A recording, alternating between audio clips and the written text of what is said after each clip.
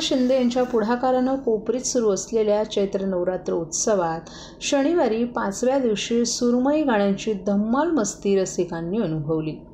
मंगलमय वातावरणात श्री अंबेमाच्या दर्शनासाठी भाविकांची अक्षरशः रीघ लागली होती। यावेळी मुख्यमंत्र्यांच्या पत्नी लता शिंदे, सून वृषाली शिंदे यांच्यासह मुख्यमंत्र्यांचे वडील संभाजी शिंदे, भाऊ प्रकाश शिंदे हे देखील उपस्थित होते। येत्या 18 एप्रिलपर्यंत हा उत्सव सुरू असल्याची माहिती येथील संयोजक प्रकाश कोटवानी यांनी दिली आहे। दरवर्षीप्रमाणे यंदाही कोपरीतील संत तुकाराम महाराज मैदानात धर्मवीर श्री आनंद दिघे प्रतिष्ठानच्या वतीनं मथुरेच्या श्रीकृष्ण जन्मभूमी मंदिराच्या देखाव्यात भव्य चैत्र नवरात्र उत्सव साजरा होतोय। 9 दिवस वेद आणि मंत्रांच्या घोषात नवकुंडात्मक सहस्रचंडी महायाग सुरू असून विविधतेने नटलेल्या तसंच मंत्रमुग्ध करणाऱ्या सांस्कृतिक भक्तिमय कार्यक्रमांना रसिकांचा उदंड प्रतिसाद लाभत आहे। शनिवारी 5व्या दिवशी पूर्वांग एंटरटेनमेंट प्रस्तुत जल्लोष धम्माल मस्ती गाण्यांची हा संगीत नजराणाचा सांस्कृतिक कार्यक्रम जल्लोषात पार पडला। यावेळी गायक शिरीष कांबळे, पल्लवी दाभोळकर, अंशिका सोंडकर आदी कलाकारांनी आपल्या बहारदार आवाजानं रसिक श्रोत्यांना मंत्रमुग्ध केलं। जय देवा श्री गणेशा या गीतानं झालेल्या कार्यक्रमाचा समारोप आता वाजले की 12 झिंग झिंगाट या गाण्यांनी झाला। यावेळी मोठ्या संख्येनं उपस्थित महिलांनी मराठी, हिंदी तसंच गुजराती भाषेतील सुमधुर गीतांवर फेर धरून गात नाचत आनंद लुटला। दरम्यान देवीची आकर्षक नयनरम्य विलोभनीय मूर्ती पाहण्यासाठी आणि देवीच्या दर्शनासाठी मोठ्या संख्येनं भाविक उपस्थित होते। भक्तगण नवस करण्याकरिता तसंच नवस फेडायलाही या ठिकाणी येतात। दररोज या ठिकाणी अल्पोपहारासह दुपारी आणि रात्री महाभंडाऱ्याची सुविधा देखील आयोजकांच्या वतीनं करण्यात आली आहे।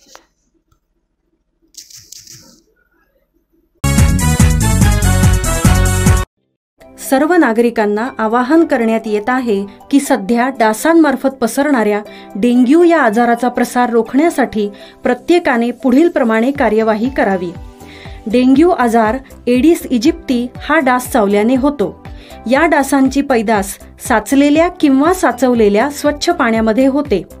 8 दिवसांपेक्षा जास्त दिवस पाणी उघडे व साचून राहिल्यास त्यात डास अंडी घालतात। अंड्यांच्या अळ्या तयार होऊन पुढे डास तयार होतात।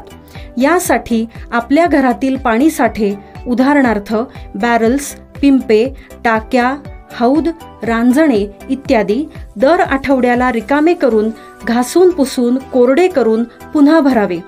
1 दिवस कोरडा दिवस म्हणून पाळावा।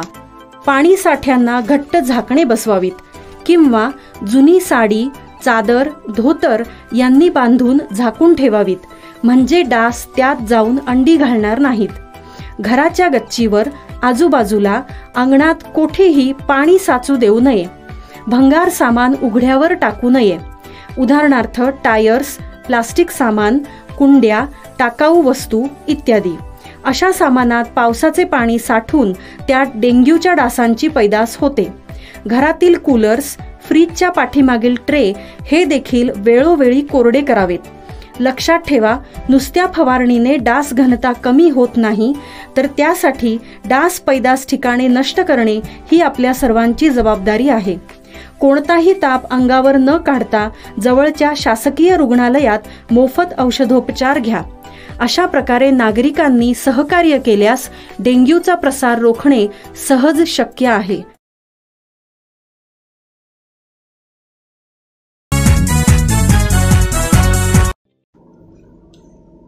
अमरावती लोकसभा मतदारसंघासाठी उमेदवारीची इच्छा असलेल्या अभिजित अडसूळ यांनी आज मुख्यमंत्री एकनाथ शिंदे यांच्या ठाण्यातील निवासस्थानी भेट दिली। या भेटीत त्यांचे वडील अनंतराव अडसूळ देखील उपस्थित होते। दोघांनीही मुख्यमंत्र्यांशी आगामी निवडणूक आणि अमरावतीतील राजकीय स्थितीवर चर्चा केली। अभिजित अडसूळ यांनी या भेटीदरम्यान अपक्ष निवडणूक लढवण्याची तयारी दर्शवली आहे। अमरावतीत विद्यमान स्थिती आणि नागरिकांच्या अपेक्षा यांचा विचार करून ते निवडणुकीच्या मैदानात उतरत असल्याचं त्यांनी सांगितलं। त्याचबरोबर अभिजित अडसूळ यांनी नवनीत राणा यांच्या विरोधात लढण्याची तयारी देखील जाहीर केली आहे। अमरावतीच्या राजकीय क्षेत्रात त्यांच्या उमेदवारीमुळे नवीन उलथापालथ घडून येण्याची शक्यता आहे। मुख्यमंत्री एकनाथ शिंदे यांनी या चर्चेदरम्यान अभिजित अडसूळ यांच्या निवडणूक धोरणांचं समर्थन केलं आणि त्यांच्या प्रयत्नांना यश मिळावं अशी शुभेच्छा दिली आहे।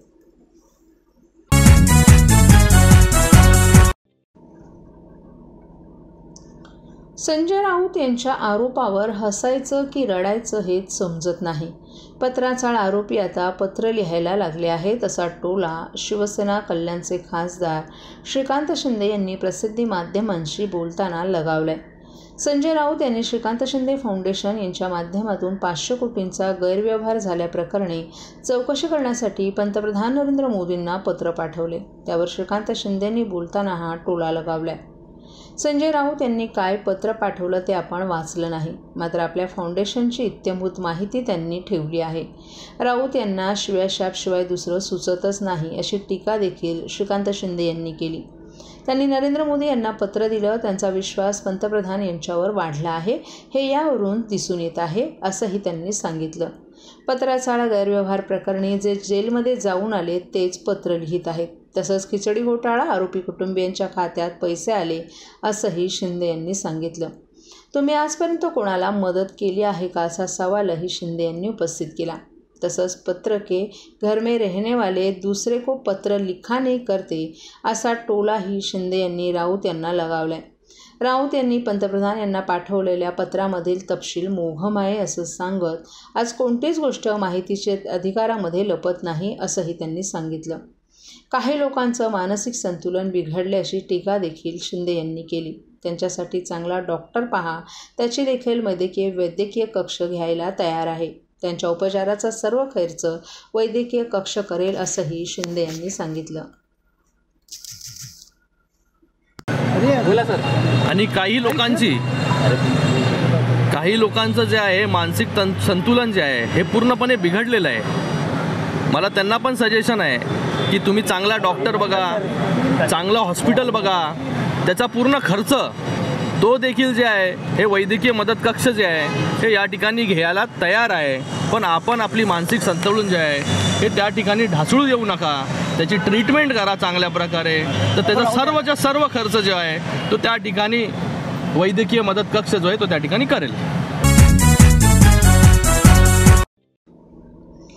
आनंद चॅरिटेबल ट्रस्टच्या वतीनं आयोजित होत असलेल्या जांभळी नाका येथील शिवाजी मैदानातील चैत्र नवरात्र उत्सव भक्ती आणि कला महोत्सवाच्या 6व्या दिवशी मराठी आणि हिंदी गीतांचा कार्यक्रम आयोजित करण्यात आला होता.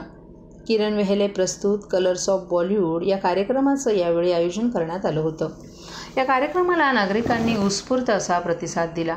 तसंच या कार्यक्रमाला विविध मान्यवरांनी उपस्थित राहून देवीचं दर्शन घेतलं. त्यानंतर उपस्थित प्रेक्षकांनी विविध गाण्यावर नाचण्याचा आनंद लुटला.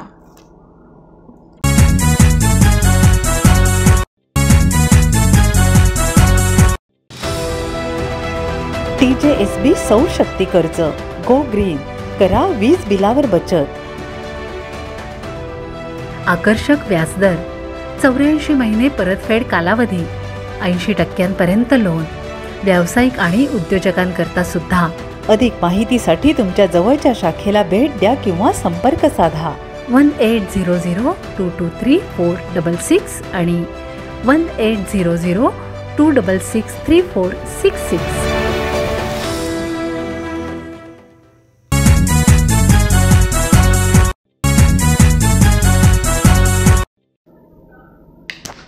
संदेश आते हे मेरा रंग दे बसंती अशा देशभक्तीपर गीतांनी देशाच्या सीमेवर लढणाऱ्या तसंच शत्रूशी दोन हात करत शहीद झालेल्या भारतीय जवानांना ठाणे पूर्वेतील श्री अंबेमातेच्या दरबारात सांगीतिक आदरांजली वाहण्यात आली. मुख्यमंत्री एकनाथ शिंदे यांच्या पुढाकारानं कोपरीतील संत तुकाराम महाराज मैदानात धर्मवीर आनंद दिघे प्रतिष्ठानच्या वतीनं सुरू असलेल्या चैत्र नवरात्र उत्सवात 9 दिवस वेदमंत्रांच्या घोषात नवकुंडात्मक सहस्रचंडी महायाग सुरू आहे. तसंच विविधतेने नटलेल्या आणि मंत्रमुग्ध करणाऱ्या सांस्कृतिक भक्तिमय कार्यक्रमांना रसिकांचा उदंड प्रतिसाद लाभत आहे. रविवारी या उत्सवाच्या 6व्या दिवशी प्रसिद्ध गायक सोनू निगम, श्रेया घोषाल आणि अरिजित सिंग यांच्या गाण्यांचा जलवा युवा रॉकस्टार गायकांनी सादर केला. यावेळी देवीच्या दरबारात मुख्यमंत्र्यांच्या पत्नी लता शिंदे, वडील संभाजी शिंदे, माजी आमदार रवींद्र फाटक, नरेश मस्के, राम रेपाळे, जयप्रकाश कोटवानी आदींसह शिवसेनेचे अनेक नेते, पदाधिकारी तसंच कार्यकर्ते उपस्थित होते. येत्या 18 एप्रिलपर्यंत सुरू असलेल्या महोत्सवात आज रासदांडियाचं आयोजन करण्यात आल्याची माहिती नवरात्र उत्सवाच्या संयोजकांनी दिली. रविवारी Rockstar hits of Sonu Nigam, Shreya Ghoshal आणि अरिजित सिंग आदी प्रसिद्ध गायकांनी गायलेल्या संगीत नजराण्याचा रसिकांनी आस्वाद घेतला. यावेळी मोठ्या संख्येनं उपस्थित महिलांनी हिंदी, मराठी भाषेतील सुमधुर गीतांवर फेर धरून आनंद लुटला. कार्यक्रमाच्या समारोपाला देशाच्या सीमेवर लढणाऱ्या तसंच शत्रूशी 2 हात करत शहीद झालेल्या जवानांप्रती आदर व्यक्त करण्यासाठी रॉकस्टार गायकांनी संदेश आते है, घर कब आओगे, मेरा रंग दे बसंती यांसारख्या देशभक्तीपर गीतं सादर केली. चैत्र नवरात्र उत्सवातील या कार्यक्रमांना मोठ्या संख्येनं भाविकांची उपस्थिती होती.